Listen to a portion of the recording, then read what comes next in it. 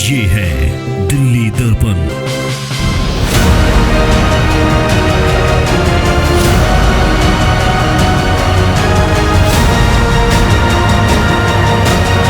State bank के सामने से जहांगीरपुरी के यहाँ से दो लड़के, इसका एक का नाम मैं जानता हूँ, कल्ली नाम है, और उसके साथ उसका दोस्त था। वो मेरे को चाकू लगा के कहते हैं कि चल तेरे से हमने कोई हिसाब करना है। मैंने कहा भाई कौन सा हिसाब है, मैं तो तुम्हारे को जानता भी नहीं, और पैसे तुम कैसे मांगो।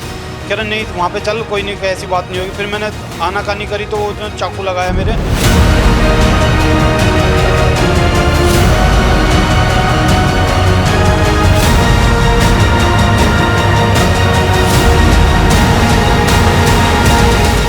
नमस्कार दोस्तों, मैं हूं राजेंद्र स्वामी और आप देख रहे हैं दिल्ली दर्पण टीवी।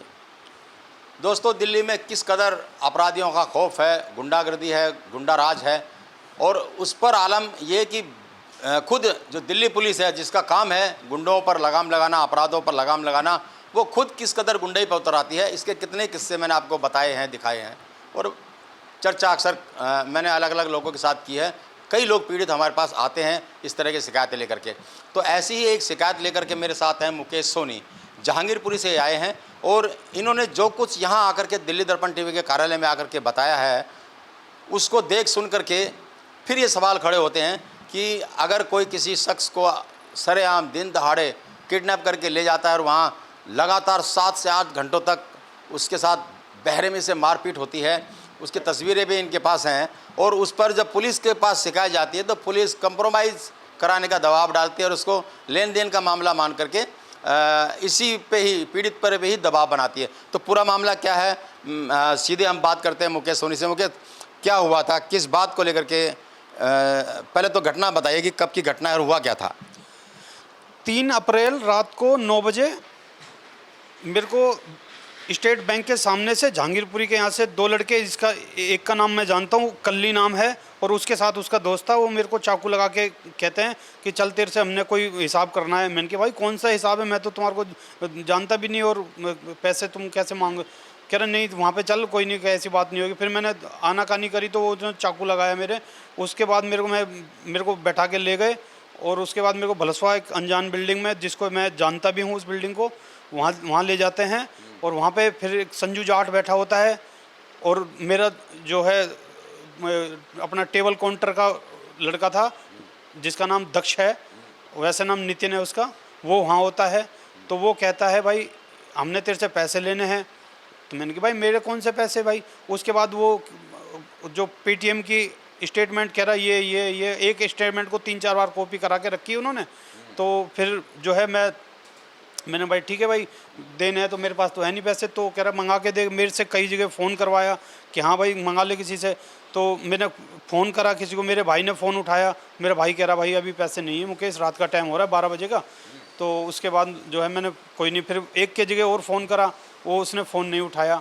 2, 3, 4, 5 जगह मेरे से फ़ोन करवाए, और सबकी मेरे पास डिटेल है। उसके बाद जो है मैंने जो है उन्होंने कहा भाई, उन्होंने आपस में डिस्कस करा भाई इसके पास कुछ नहीं है, इसको मारो। उसने कहा भाई जब तक तू पैसे नहीं देगा तेरी पिटाई लगाएंगे। तो उन्होंने फिर एक बार स्टाफ में फ़ोन करा, मेरे हाथ में पिस्टल देकर कि रे ये हमारे को मारने आया है। हैदरपुर स्टाफ में फ़ोन करा कि सर हमारे को एक मारने आया है, हमारे से पैसे वैसे छीनने आया है। नहीं, हैदरपुर में किसी पुलिस वाले को फ़ोन किया था या स्टाफ वाले को, स्टाफ वाले को, स्पेशल स्टाफ वालों को, उनका कोई जानकार होगा, उनका नंबर था। तो उन्होंने करा कि भाई फ़ोन पर हमारे को एक लड़का ऐसे से मारने आया है। उसके बाद वीडियो बनाने के बाद जो है फिर मेरे से कहते हैं बताओ अभी स्टाफ वाले आ रहे हैं, अभी पैसे मंगा ले, टाइम है तेरे पास। मैंने कहा भाई मेरे पास पैसे नहीं है, और जो है मैं कल दे सकता हूँ। उसके बाद जो है मेरे हाथ में पिस्टल दे के जो वीडियो बनाई थी, और फिर मेरे पिटाई लगाई की वीडियो बनाई, जो मेरे फैक्ट्री के वर्कर को दी। उसके 2 दिन बाद वर्कर आता है, कह रहा है मुक्की तेरे को कैसे उल्टा करके मार रहे थे सारे। मैंने कहा यार तू वीडियो दे दे मेरे को। आप मार रहे थे जब मार पिटाई पिस्टल के साथ वीडियो बनाने के बाद करी या पहले करी? पहले थप्पड़ मारे, उसके बाद जो पिस्टल फिर डंडों से मारा। फिर डंडों पिटाई के बाद कितनी देर तक ये सब कुछ चलता रहा? रात को 2 बजे तक। 2 बजे तक वो मेरे को छोड़ने आते 2 लड़के। कह रहे भाई अच्छा, मार पिटाई करने के बाद आपको सीधे छोड़ने? हाँ छोड़ने आते। मेरी स्कूटी वहाँ खड़ी होती है स्टेट बैंक पे, जहांगीरपुरी B ब्लॉक, के ब्लॉक पे। तो उसके बाद जो है वहाँ पे छोड़ते हैं, कह रहा आप सीधा घर जा, अगर तेने कॉल करी या हॉस्पिटल गया तो तेरे को हम मारेंगे सीधा, और ले जाएंगे यहाँ से, फिर मारेंगे तेरे को। तो मैं जो है डर के मारे मैं सीधा अपने कमरे पे गया। उसके बाद में नेक्स्ट दिन आता हूँ, मैं बूथ में जाता हूँ। बूथ में उस कांस्टेबल का नाम मेरे पास है गया। अच्छा, फिर हाँ, तो वो कहता है इस फ़ोटो खींच के रख ले तू, और जो है मैं हम इसी से जो है तेरी FIR कर देंगे। मेरे को चक्कर कटाते हैं। फिर मेरे से 8-9 तारीख को कहते हैं कि भाई तू थाने जा। थाने में मेरे को स्टैम्प मार के दे दी, और मेरे को IO साहब बता दिए, ऋषिपाल नाम है उनका। उन्होंने मेरे को चक्कर कटाए। कल परसों मेरे साथ उसको अरेस्ट करने गए। वो घर खाली कर चुका था। फैक्ट्री गए, फैक्ट्री में वो था, वो नहीं होता, लड़के होते थे। तो वो लड़कों कह रहा भाई लड़कों से हम कुछ नहीं कह सकते। तो मैं ठीक है भाई। वो मेरे को डिले करते गए, झांसा देता रहे कि भाई तेरा जो है कर देंगे। उसके बाद मैं DCP साहब के पास गया। DCP साहब ने कहा कि भाई इनको उठाओ, लड़कों को, इन पे मुकदमा दो, जो धारा लगती है इनकी वो मुकदमा दो इनको, और इनको करो। वो DCP साहब की भी नहीं बात मानी। उन्होंने मेरे से कहा कि भाई मुकेश देख, कहीं भी चला जा, मैं बिना पैसे के उनको तेरी FIR भी नहीं करूँगा, ना उनको बंद करूँगा। 3 लाख तेने उनके देने हैं, तू 1.5 लाख मेरे को दे, मैं काम कर दूंगा। ठीक है, तू जहाँ मर्जी चला जा। 3 लाख उनके अलग और 1.5 लाख अलग से? हाँ, 1.5 लाख, क्योंकि 3 लाख तेने उनके देने हैं। तू उनको हाँ, तू मेरे को 1.5 लाख दे दे, मैं तेरी FIR भी कर दूंगा, उनको सबको अरेस्ट भी कर लूँगा। और जो है फिर मैंने हार थक के ये पैसे किसने मांगे आपसे? ये पैसे मेरे को ऋषिपाल IO जहांगीरपुरी के ब्लॉक बीट। अच्छा, ठीक। चलिए, उसके बाद फिर क्या हुआ? उसके बाद मैं हार थक के जो है मेरे को जो है आपके पास आना। तो आपने अब जब आपके साथ मार पिटाई हुई तो चोटें भी काफ़ी आई होंगी, चोटें हैं तो आपको अस्पताल तो जाना ही चाहिए था ना? नहीं, उन्होंने वो जो मेरे को छोड़ने आए थे वो 2 लड़के, उन्होंने कहा सीधा घर जा, हम तेरे को देख रहे हैं, तू कहीं इधर उधर। उस समय तो सीधा घर जा धमका दे दिया आपने, चली गई, लेकिन आप थाने गए ना, तो जैसे थाने गए ऐसे अस्पताल भी जा सकते हैं। नहीं, वो क्या नाम से मेरे से IO साहब ने कहा था तू फ़ोटो खींच ले, हम इससे मुकदमा जो है दर्ज कर देंगे। तो अब कितने दिन हो गए उसको DCP साहब को भी किए कहे हुए, दोबारा संपर्क किया आपने? ये लास्ट कॉल डिटेल है मेरे पास। अब क्या कहते हैं वो? अब मैं समझ गया, मैं बिना पैसे के मैं कुछ नहीं कर सकता। तो बिना बिल्कुल ये साफ ये लास्ट कॉल है मेरी 27 जून की। अभी सही, हाँ लगभग 3 दिन पहले की है। हाँ। तो आपने देखा कि किस तरह से पुलिस काम करती है। सरेआम रिश्वत मांगी जा रही है। एक शख्स को रोड से उठाया जाता है, सुनसान जगह ले जाया जाता है, उसके साथ मार पिटाई करते हैं 6 से 4-7 घंटे।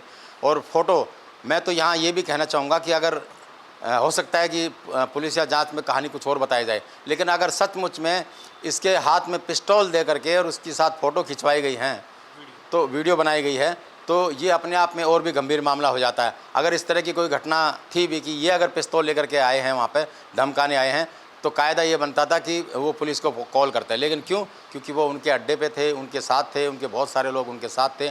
जाहिर सी बात है कि पैसे को लेकर के किस कदर इनके साथ मार पिटाई हुई। अभी आप कुछ बता रहे थे कि आपका कुछ पुराना लेन देन था, आपने रंजिश किस बात को लेकर के थी? शादियों का काउंटर बनाने की फैक्ट्री थी, मैंने उसमें पैसे लगाए हुए हैं 19 लाख रुपए के। उसके बाबत में मैंने उसकी घरवाली का चेक लगाया हुआ है। चेक राजस्थान कोर्ट में डाला हुआ है मैंने, अलवर में तिजारा।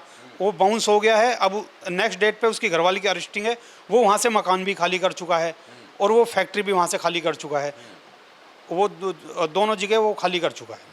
तो वो उसी रंजिश में किया या कोई और भी लेन देन था? उसी रंजिश में कि भाई मेरी घरवाली को 19 लाख का तेने चेक लगा दिया है और पैसे तो मैंने लेने हैं तेरे से। मैंने कहा मेरे पास चेक है, मेरे पास प्रूफ है। कह रहा भाई तेरे पास क्या प्रूफ है? मैंने कहा मेरे पास चेक है, मेरे पास पैसे ले लूँगा, मेरे राजस्थान कोर्ट में लगा हुआ है चेक, मेरे पास सारी फ़ोटो है, अरेस्ट मेमो। आप कहाँ रहते हैं? मैं राजस्थान में रहता हूँ, तिजारा। यहाँ दिल्ली में? दिल्ली में मैं जहांगीरपुरी।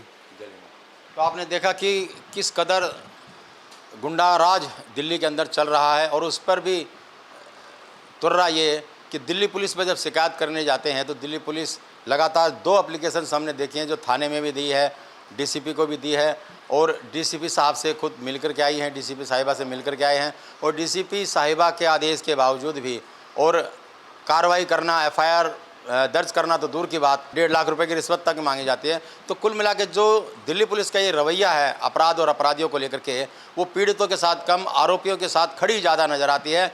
और जिस तरह की मारपीट गुंडगी इनके साथ हुई है और पुलिस का जो रवैया रहा है वो सचमुच में बड़ा चौंकाने वाला नहीं है, क्योंकि अक्सर दिल्ली पुलिस के को लेकर के इस तरह की शिकायतें आती हैं। लेकिन बड़ा सवाल यही है कि आखिर ये सब कब तक चलेगा। हमारी कोशिश होगी, यहाँ इस इलाके की डीसीपी साहिबा है नॉर्थ वेस्ट, उनसे भी हम बात करेंगे और कोशिश करेंगे कि पुलिस से भी इस बारे में डिटेल, हम थाने से भी बात करने की कोशिश करेंगे। लेकिन शिकायत दर्ज होने के बाद कोई कार्रवाई न होना, बयान न होना, एफआईआर न होना, जांच न होना, तो आप समझिए कि दिल्ली पुलिस आखिर है किसके लिए। तो हाँ, मैंने कहा था मेरी एमएलसी कराओ, उन्होंने कहा था तू फोटो खींच ले, हम इसी से एफआईआर काट के दे देंगे तेरी। तो ये रवैया रहता है। तो ऐसे अक्सर वीडियो हम लेकर के आते हैं। बहुत सारे लोग इस उम्मीद के साथ आते हैं कि जब पुलिस नहीं सुन रही है तो दिल्ली दर्पण टीवी उनकी आवाज़ बनेगा, उन्हें न्याय दिलाएगा। तो कोशिश हम करेंगे कि इनके साथ भी न्याय हो, इनकी आवाज़ भी उस मुकाम तक पहुंच सके जहां पर जो भ्रष्ट आईओ है जिसका ये नाम ले रहे हैं उसके खिलाफ भी जांच होनी चाहिए और एफआईआर दर्ज होनी चाहिए और वो तमाम लोग गिरफ्तार होने चाहिए जिन्होंने इनके साथ इस तरह की बर्बर मारपीट की है और एक तरह से किडनैप करके धमकाने, मारने, जो पैसा वसूलने की जो कोशिश की है बेहद गंभीर है। और धमकी दी है कि अगर इस बात को लेकर के कोई आगे कार्रवाई की गई तो जान से भी मार सकते हैं। तो अगर ये वीडियो देख रहे हैं, तमाम दिल्ली पुलिस के आला अधिकारियों से गुजारिश है कि इस पर संज्ञान लें। नॉर्थ वेस्ट ज़िला पुलिस है, जहांगीरपुरी थाना पुलिस है। उम्मीद है कि इस वीडियो को देख करके दिल्ली पुलिस के आला अधिकारी इतना तो कर ही सकते हैं कि वो एक जांच के आदेश तुरंत दें और जो दोषी पुलिस वाला है उसके खिलाफ सख्त से सख्त एक्शन तुरंत लें, ताकि इस तरह की ढिलाई, गुंडागर्दी करने से पहले कोई भी पुलिस वाला सोचे और डरे। कैमरामैन आलोक भटनागर के साथ राजेंद्र स्वामी, दिल्ली दर्पण टीवी। लेटेस्ट खबरों के लिए सब्सक्राइब करें हमारा यूट्यूब चैनल या फिर लॉग इन करें www.delhidarpantv.com। खबरों की कवरेज और विज्ञापनों के लिए संपर्क करें।